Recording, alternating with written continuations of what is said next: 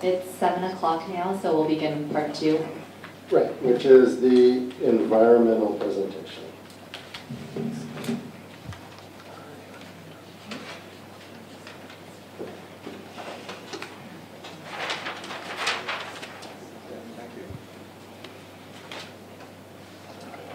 We're ready here? Thank you. Good evening. My name is Randy Nichols. I'm a senior project manager with Michael Baker International. It's a large engineering, design, and planning firm. I work with the planning group in the Long Beach office about 5 minutes from here. I'll be the project manager for the EIR. So let's start with what's my job. Well, first of all, the whole basis for EIR comes out of the California Environmental Quality Act. It's a statewide law that's been around since the early 1970s. In essence, it says every public agency that is in a decision-making capacity over any kind of project that could cause significant changes in the environment has to evaluate that before they make a decision. So that, it's a basis in statewide law. Under that law, the city is what's known as the lead agency, meaning they have the primary responsibility to make sure that there is a thorough investigation of the project's environmental impacts and to provide opportunities for public input throughout the process. And this all needs to occur before any decisions are made on the project itself. The city has hired our firm because we are experts in the preparation of environmental impact reports. It was done through a competitive bid process.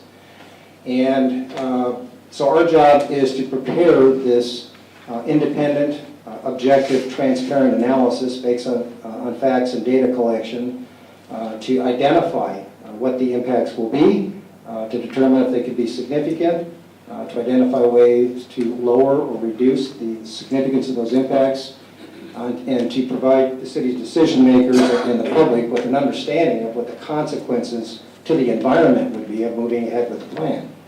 So again, our job is to be independent and objective here. We are not an advocate on one side or the other. Right now, we're in the very early stage of the environmental review process. Tonight's meeting is called a scoping meeting because we're in the process of defining the range of issues that we're going to evaluate in detail in the EIR, and that process has already begun. And tonight's meeting is a part of that. Once we get into the analysis, you've heard a lot about the project itself tonight. That's a very essential part of our EIR. We will capture all of these project details in the EIR, and our analysis is based on all of the project characteristics that you've heard about tonight. We will be moving forward into the more detailed aspect of the environmental impact assessment over the next number of weeks and months. Once we have finished all of the studies and the analysis and prepared the document, and it's gone through the city staff for their review, it will be circulated for public review and comment. And that's what's called the draft EIR. After that public review period, we step back and we look at all the comments that have come in, and sometimes comments, require some clarification in something that we presented in the document. We'll provide clarification.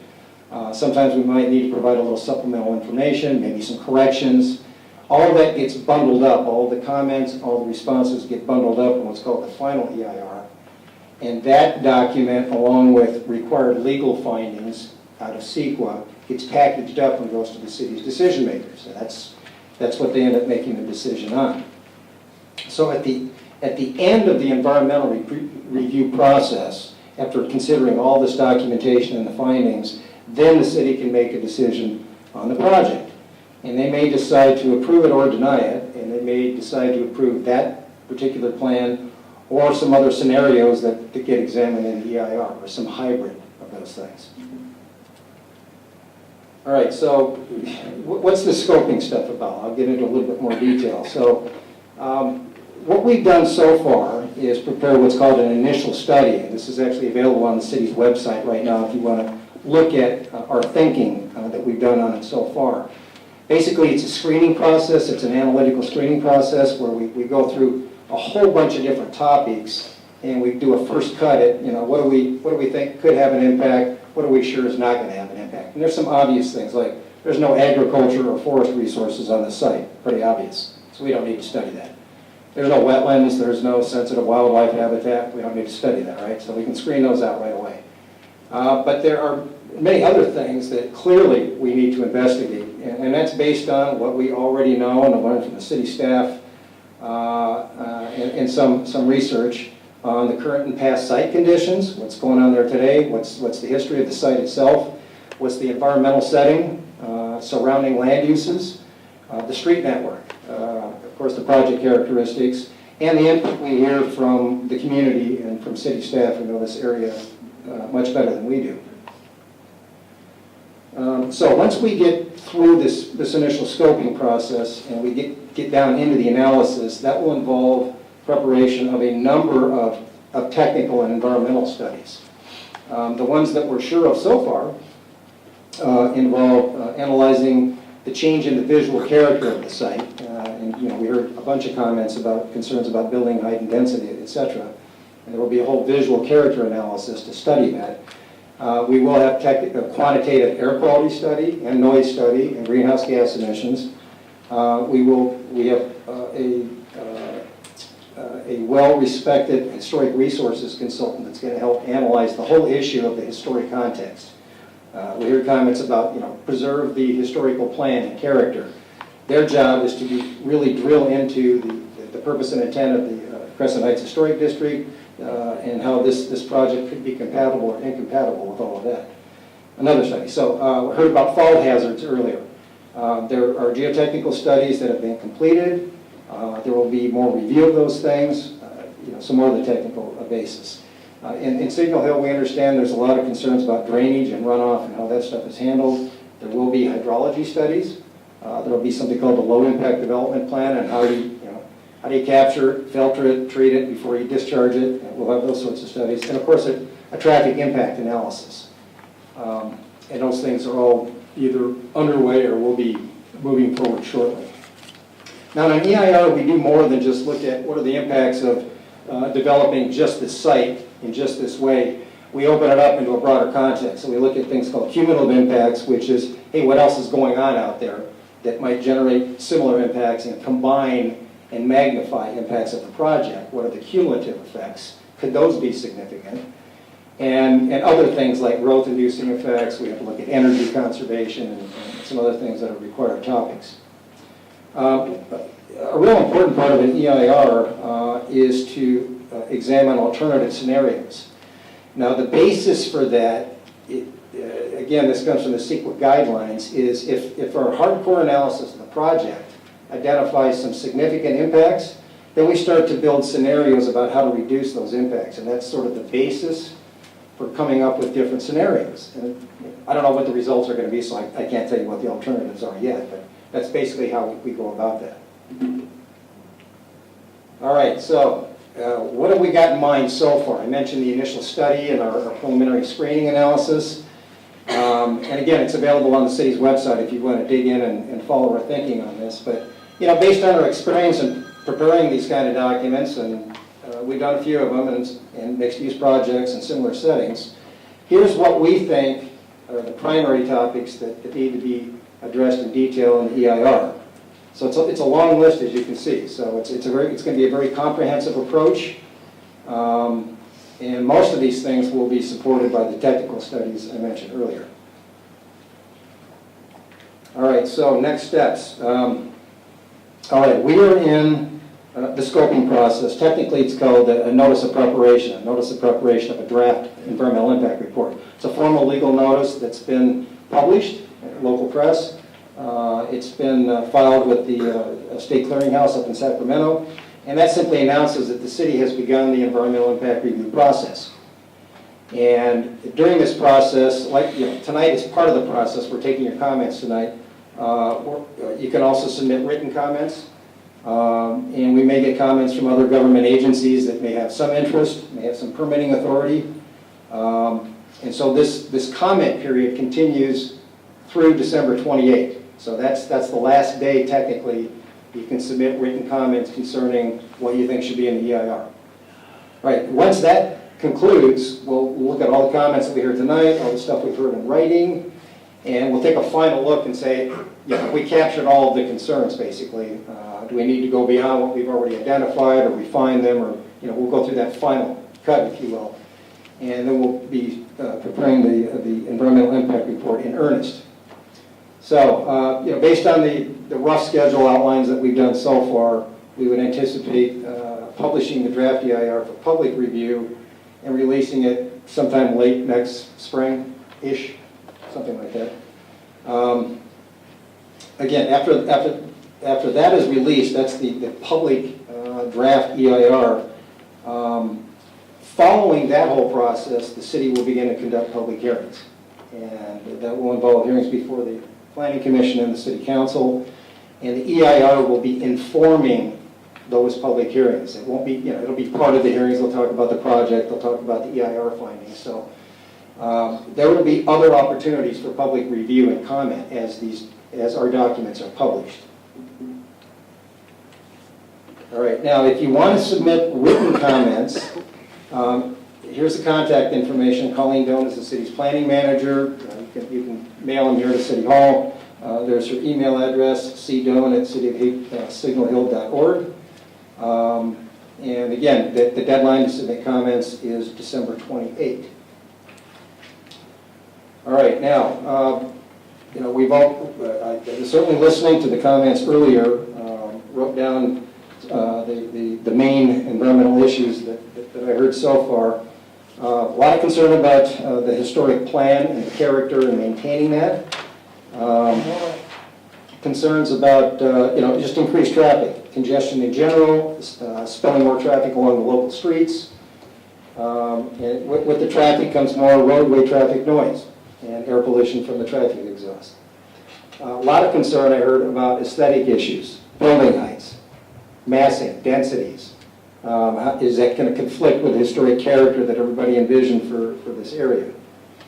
And there was also, I heard one gentleman express a concern about the earthquake fault. And how do we know whether or not it's on site? Well, geotechnical studies, fault investigations, those things are already underway. So that's what I heard so far. So now is the time, if you have additional concerns, or you want to refine those a little bit, now is a great time to step forward and offer those comments. If you prefer to do it in writing, you're certainly welcome to do that. And you have until December 28th to do that. So, good time for... Yeah, I just wanted to let everybody know that Colleen's contact information is on the sheet in the back, so you can take it with you if you provide written comments. And, this is a defined part of the process under our CEQA obligations. We can take questions that you feel are directly related to CEQA at this point. Otherwise, we can go ahead and go back to drawing names to speak on generalized topics. But before we do that, I just want to give anybody who feels that there's something that hasn't been addressed from the consultant as it relates to the environmental review to just approach the podium at this point so he can hear from them.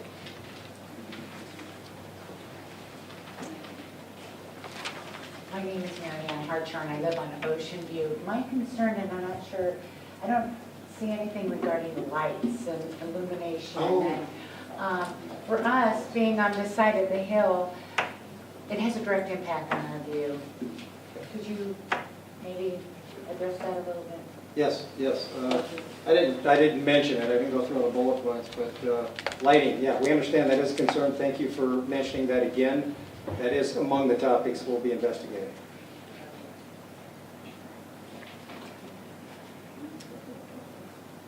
Can I just go from here?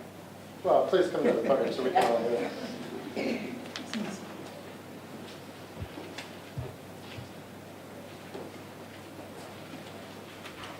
I just had a question whether or not you'll be evaluating the amount of construction traffic, dust, dirt, due to building either commercial or residential that'll be going up and down Crescent Heights, and will you be suggesting that all the construction traffic go up and down Cherry Avenue? That way residents won't be impacted by all of that dirt and dust? That's a great question.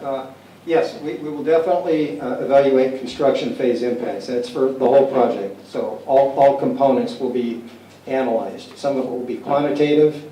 I mean, we can measure, we can guesstimate air pollutant concentrations from different construction activities and compare it to air district thresholds. So we'll definitely be doing that. We'll be analyzing construction traffic and routing. I'm not sure to what level of detail yet, but that will be investigated.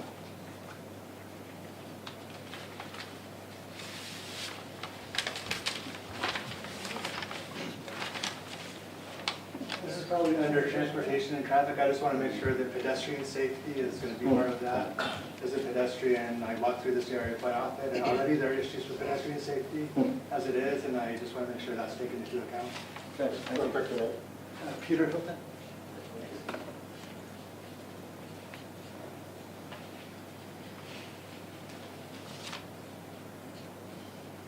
All right, we'll move on to the next stage of the presentation.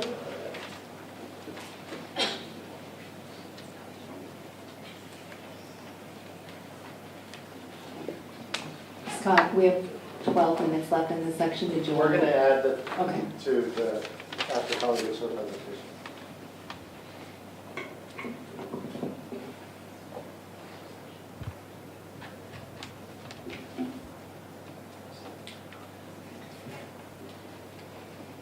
So while we're waiting, Colleen Doan, planning manager, planning staff here at the city, and I would be the project planner for this project, so I'm your contact and go-to person for questions, concerns, written comments, etc. So my part of tonight's meeting is to briefly review what the city process would be once we get a submittal. We don't have a submittal for an application for this project yet. It's in the very conceptual phases, so I want to be clear about that. The multiple entitlements that might be associated with this project, and entitlements are, the things that council and commission will need to act on in order for the project to move forward. Based on the conceptual design, there would be the underlying general plan designation would have to be changed as directed in the general plan to establish the central business district. The project as proposed is a specific plan, which is its own zoning designation, so a zoning ordinance amendment would be necessary. A street vacation would be required to replace the public street Gardena with the proposed private Main Street. There would be a subdivision map to allow the sale of the 4 single-family homes. The current concept for the residential building is that it would be a rental apartment, as we've all talked about tonight, though I understand that the developer recently has expressed potential for having for sale condos. So more details on that to be solidified later, because therefore the final entitlement details would have to be determined based on what the ultimate project submittal will be. This would also include approval of a site plan and design review process, which we have in our city, and Planning Commission has authority over that. We'll talk about that a bit more in a minute. And there will also be a development agreement and other agreements related to the sale of the property.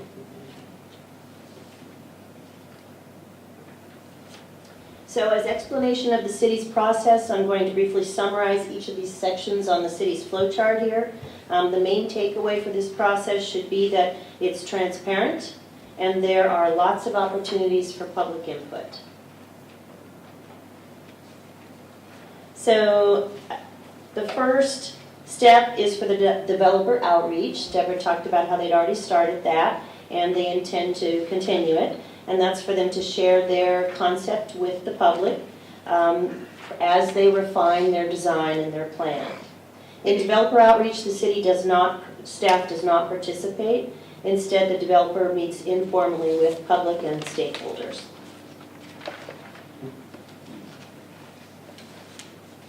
So, as many of you know, Signal Hill is a historic and active oil field. So the second step will be what we call well discovery. And this is where the developer locates, tests, and maps the abandoned wells. They get The abandoned wells get plugged or replugged, as they had mentioned, according to what the Division of Oil, Gas, and Geothermal Resources and the city's requirements are. And then abandoned wells, really, just to break it down so it's not so scientific, they're pipes in the ground that have cement plugs in them and they're sealed on the top. No longer functioning wells. Before any of this discovery is done, we do send out notices so that folks know what's going on out there. And once the wells are found, they're tested, and a device that's a vent cone, which is a cone in a pipe, goes on top of them. And again, as I said, they're mapped. So that step isn't scheduled yet, but we do know there are 27 wells on site. 26 are either going to be abandoned or re-abandoned, and only one will remain as an active well. So the third step is where we are tonight, and that's the city's first hosted community meeting. Also, it's the scoping meeting for the kickoff of the environmental impact report. And this is the first time we're involved with meeting with you as city staff on a formal basis. At this step, the developer, as you see, shared their design, and we hear comments from you, and we document, and we bring those questions and comments forward to our public hearings, to our staff reports, to our councils and our commissions. So you've noticed we're taking notes. That's one way we document. If you've sent me emails, and several of you have, we're documenting those as well. And at this point, as Scott had mentioned early in the meeting, we expect to hold a second community meeting to allow for more input from the community and to follow up on any questions left unanswered tonight. Step number 4, we all know Signal Hill has many beautiful views. So the city has a view policy, which is intended to minimize view impacts to the extent possible for such views as the ocean, the Long Beach skyline, the San Gabriel Mountains, as well as views from from the hilltop and to the hilltop. And in that process, staff determines if staff determines that views might be impacted, we request the developer install story poles. This provides an outline for the buildings. Before installation, we also send notices so everyone knows what is going on, and also an explanation if you want to request a view analysis from your property. And this is just an example of a single-family home, story poles for a single-family home. So the analysis process is intended to be a dynamic interaction between you and the developer. That means if you request the developer will visit your home, photograph your views, prepare a view analysis report, review it with you, and discuss options for reducing any view impacts. As a note, city staff does not participate in the preparation of the report except to share your contact information and then also review the report once it's been prepared.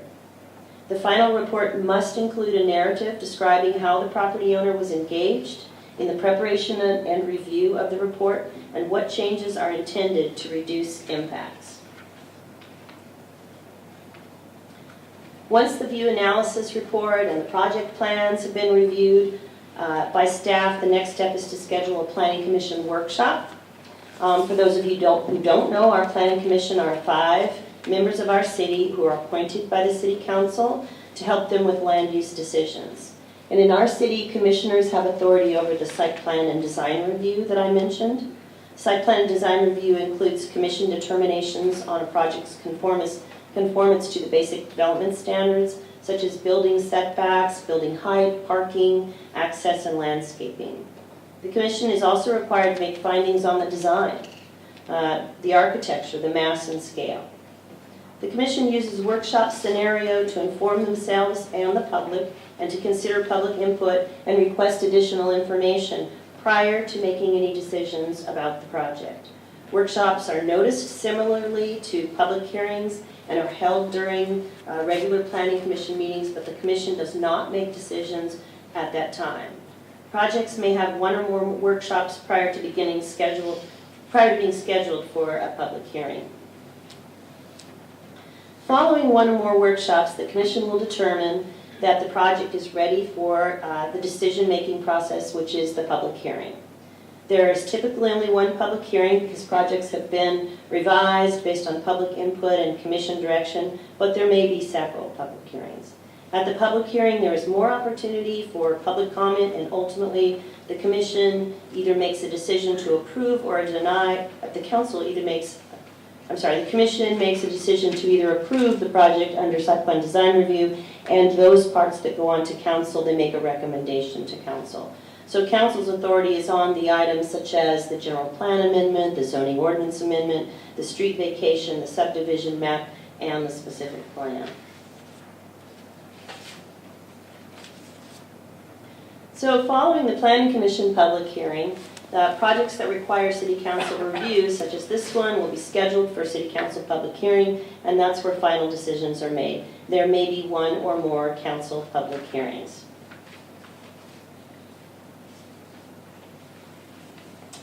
So city staff's role. Throughout the process, the city staff's role is to communicate the city development standards, policies, procedures, and to facilitate, document, and present project reports. We do this during initial meetings with the developers. We use meetings like tonight to document comments and concerns, and we communicate project data and input to our council and commission during workshops and public hearings. Staff are always available to you to answer questions and to document and communicate comments and concerns. My contact information, as we said, is at the back of the room. I'm available by phone, email, or at the public counter. I will compile all written comments, and they will be included generally in summary form in the staff reports or potentially as attachments. So as we come to the close of tonight's meeting, we first want to thank you all for coming and for participating. As for next steps, like I said, we're going to get that second community meeting scheduled to provide any input or answers that we did not have tonight, and also for further information. That date is yet to be determined, but it will likely be after story poles are installed. In addition, we will work with Signal Petroleum to schedule one or more tours of similar projects in other cities so we can see what an as-built project is like. And that includes my segment and time for questions. So the good news is we have a half hour, so we're happy to call up the next three individuals. Rambler Secon, Brett Roaring, and James Gonzalez.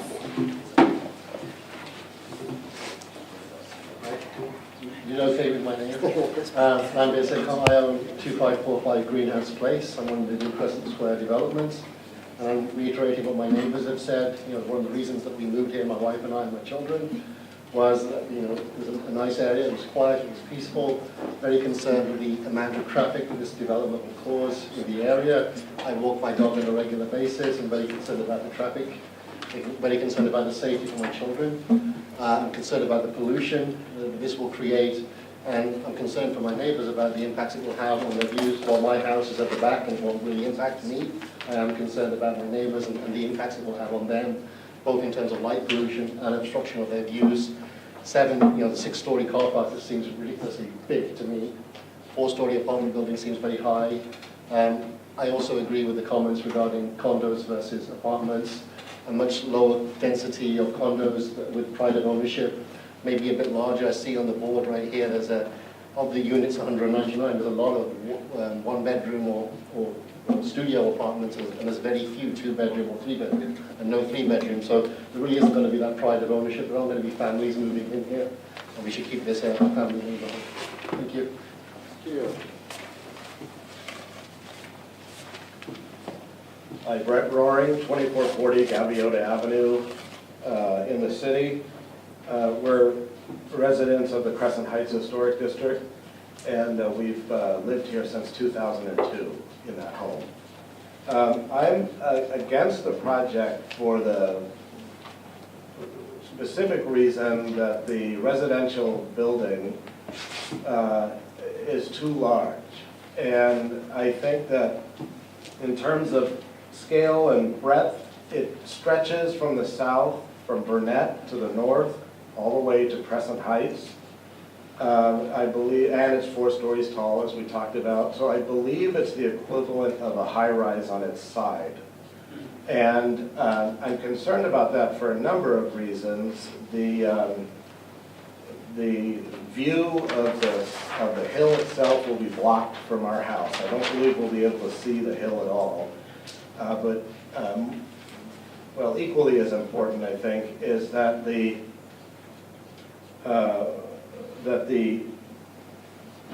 because of the residential building, it's not only adjacent to the historic district, but it intrudes upon the historic district. And what that does is it cuts the yard short of the 4 new homes that are proposed for Rose Avenue. So the buffer would be smaller than it would ordinarily be. This project literally is being proposed as entering the footprint of the historic district, which I'm not in favor of.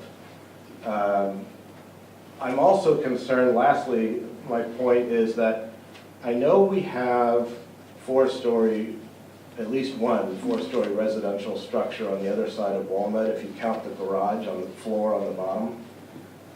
But I'm afraid this sets a precedence for such a large building so close to single-family homes, that is the historic district, and I'm worried about the precedence it sets, both in terms of look and the way the community would change for the worse, and also in terms of environmental impacts of future projects should this concept take off and then become prevalent in the city. Thank you.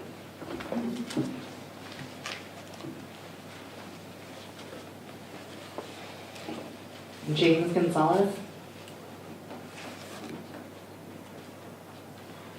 Nisha Freeman, Shannon Paulson, and Oliver Lewis, or Loomis. Nisha Freeman, Shannon Paulson.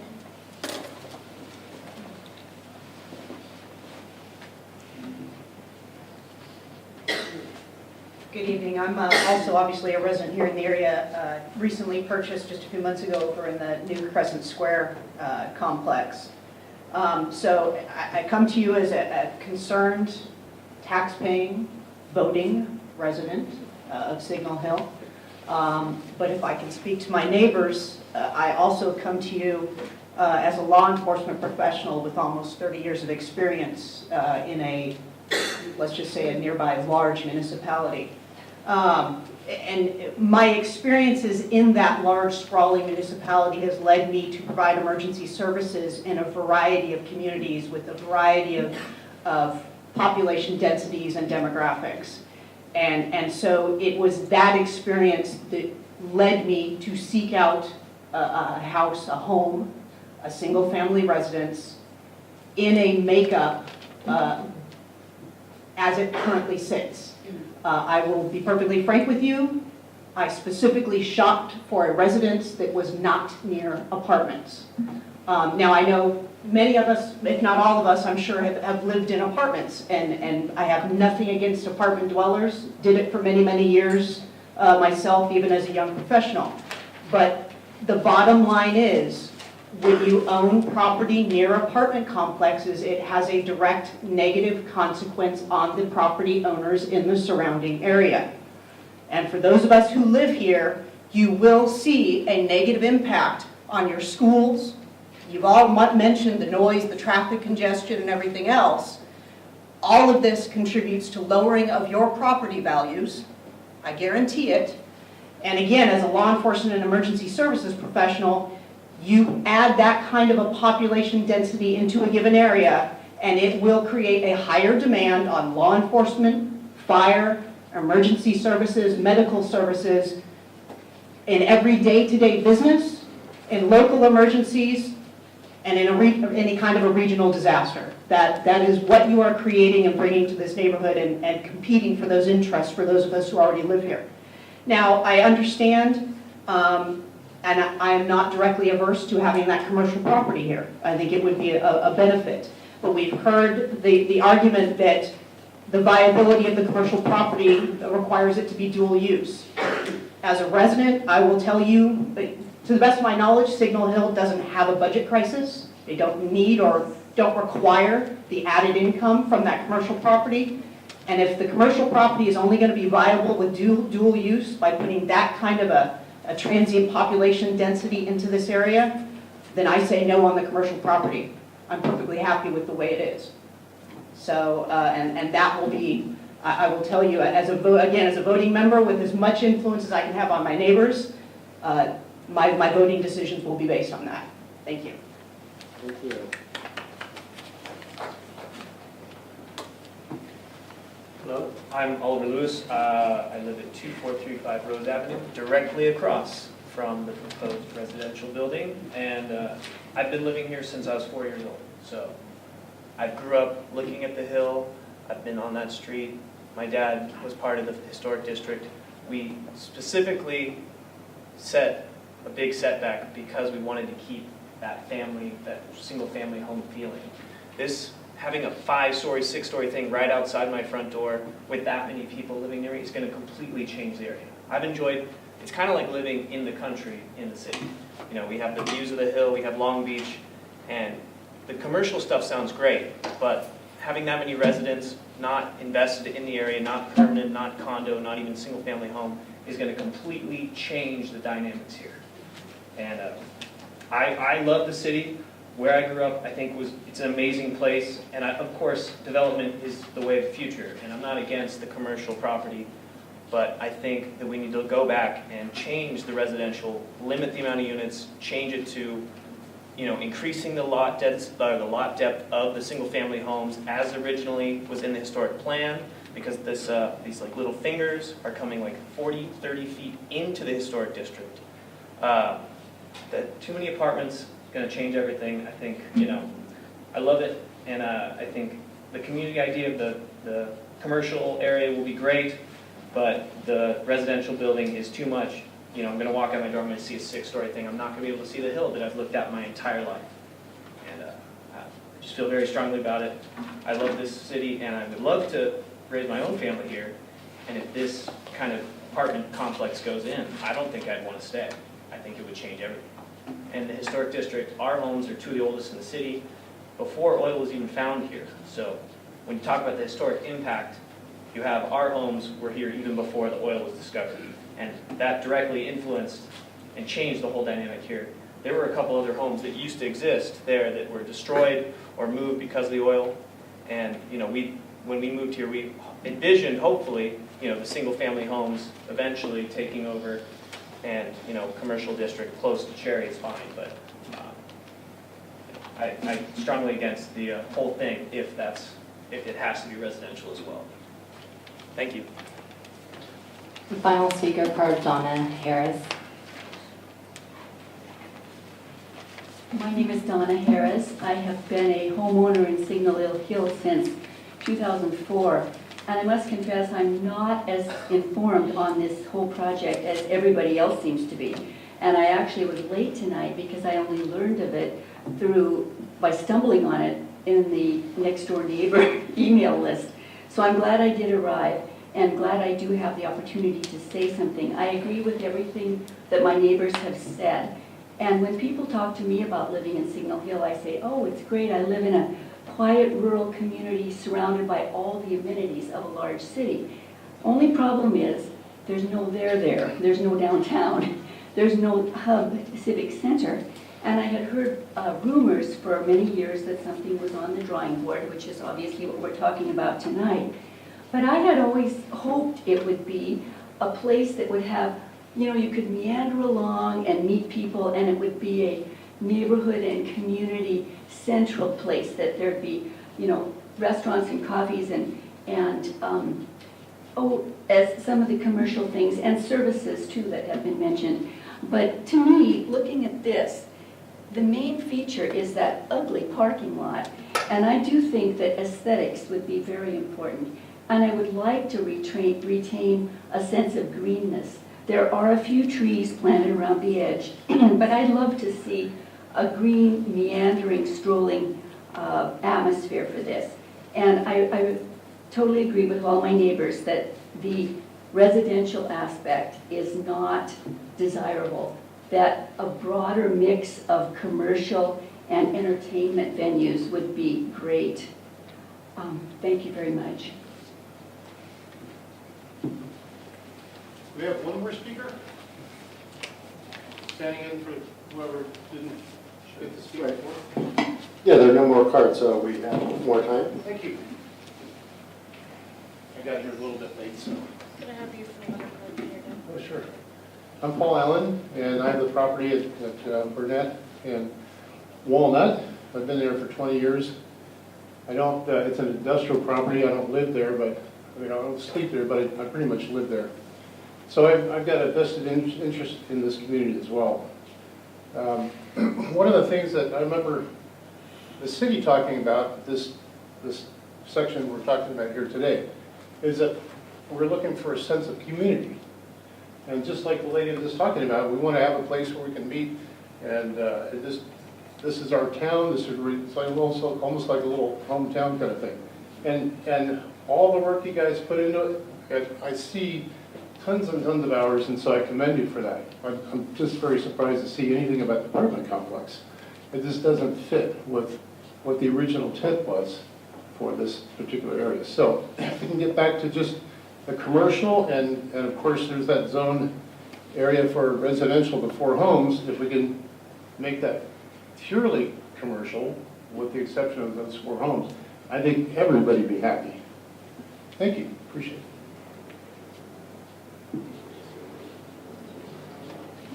Would anybody else like to speak?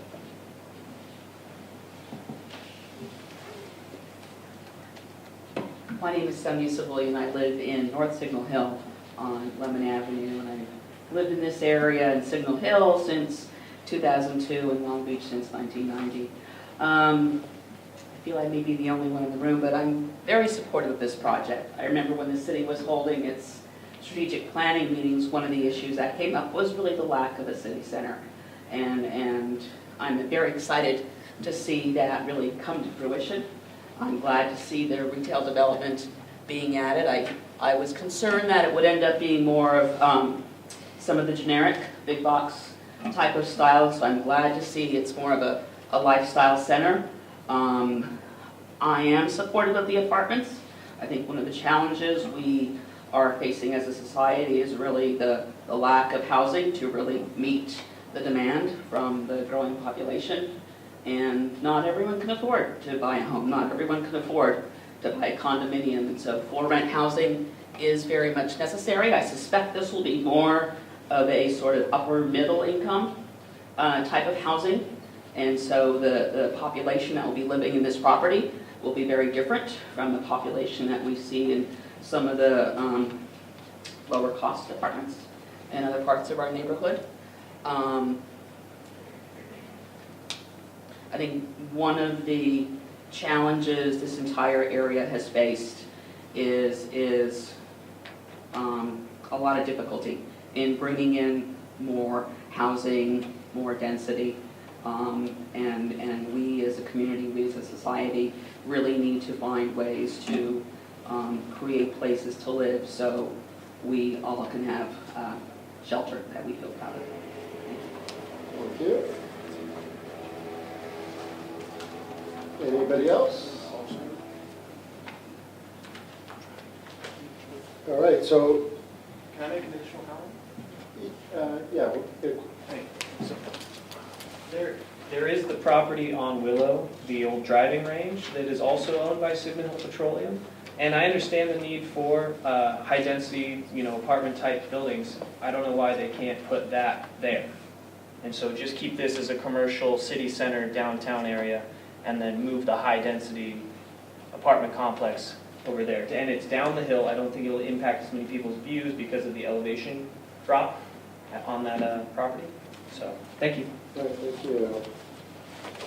All right, so we heard a lot of comments. I think we'll be meeting as staff, going over our comments. I think the idea for the second community meeting is one where we do want to come back with some data so we can answer some of the specific questions. So at this point I can't say when that meeting is going to be, but we will contact everybody on our list and send out notice, and we'll be encouraging the developer to continue to meet with people that they've already met with.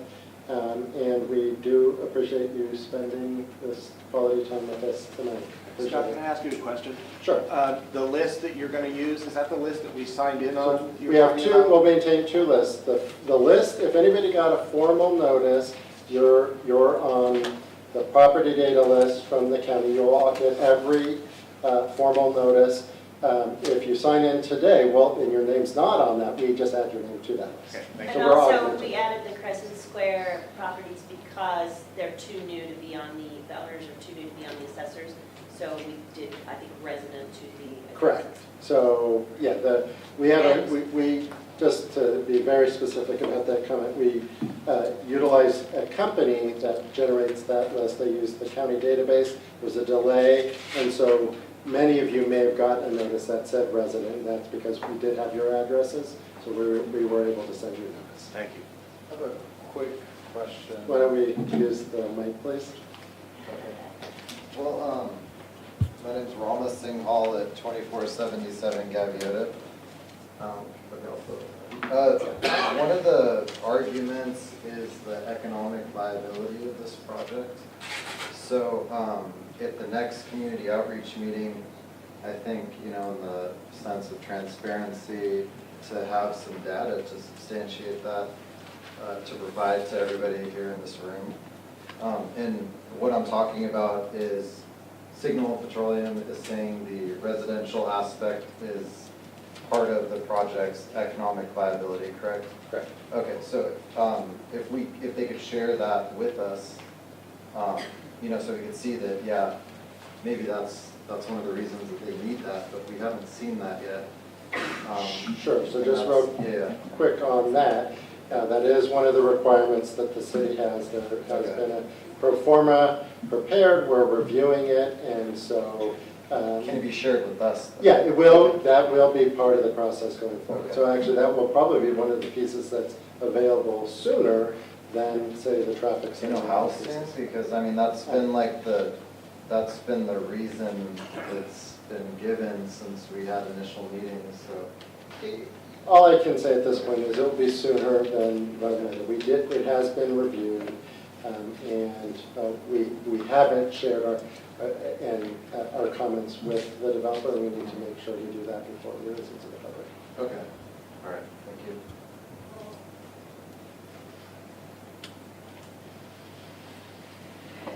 So again, I appreciate your attendance tonight. Anybody who wants to provide additional documentation to Colleen, her contact information is on a sheet in the back. We still have plenty of water and coffee. And we look forward to seeing you at the second community meeting. Thank you. Thank you.